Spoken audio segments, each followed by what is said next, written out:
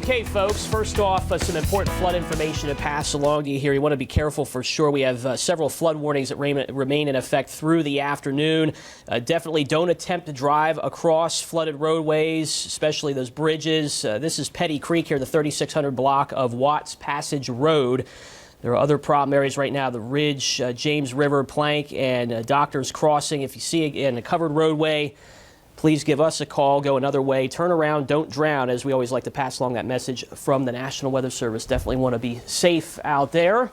Right now looking live here downtown Charlottesville, still seeing the clouds, but wouldn't be shocked here not too long from now we start to see more sunshine. I think we will see some clearing sky here with time. 67 degrees, seen some wind gusts over 20 miles per hour, even some gusts over 30 miles per hour with some of those heavier downpours from earlier this morning. There are 31 mile per hour gust, in fact, for McGaheysville. It is up to 71 now for Dillwyn. Most other folks, though, currently sitting in the 60s, but I think once we get some of that clearing sky, we are going to see the temperatures spiking up into the low and middle 70s for the afternoon high. So just to recap some of the rainfall totals, and they've been appreciable going back to yesterday evening, over 3 inches for many of us, especially the eastern facing slopes of the Blue Ridge, thanks to that easterly onshore component of the wind here. Wintergreen as well, the higher ridge tops of the Blue Ridge since midnight, over 3 inches. Our NBC 29 studios, 3.3 inches. Stanton a little bit less there, but still appreciable nonetheless at 2.28 inches. Now, flood warnings, aerial flood warnings remain in effect for much of the central Virginia foothills. So all these counties, Nelson, Almar, Greene, Madison,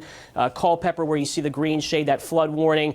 Most of this going until 3:30 this afternoon. Now, there's a small area here, far southwestern Culpeper, the Robinson and Rapidan River area, flood warning there till 2:30. And then the city of Waynesboro, just north of that towards the Rockingham County border, that flood warning going until 4 o'clock. So those lower lying areas, the backcountry roads, farm areas, you live along these smaller creeks and streams, that's where you have to be the most mindful of flooding. The Meacham's River is above flood stage. The Rockfish and Tye Rivers are approaching flood stage. Again, I mentioned the Rapidan and Robinson Rivers, and then the South River in Waynesboro, some of those floodwaters working from the city up towards the border with Rockingham County right now. Generally just some light spotty showers at the moment along the Blue Ridge, portions of Rockingham County.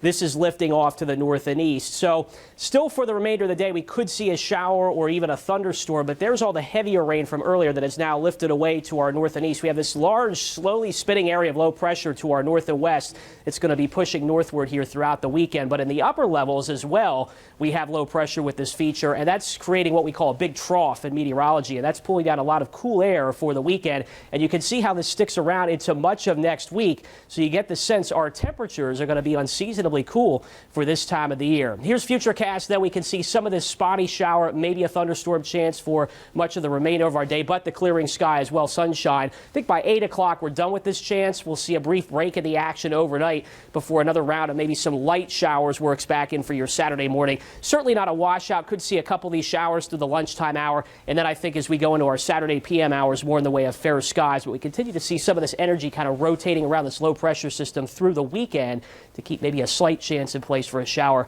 as we go into our Sunday. 70 to 75 eventually for our afternoon highs. 30% chance for that spot shower. A little breezy south winds 10 to 15 plus. Tonight's lows 49 to 53. Slight chance for a shower early and then again late, well after midnight.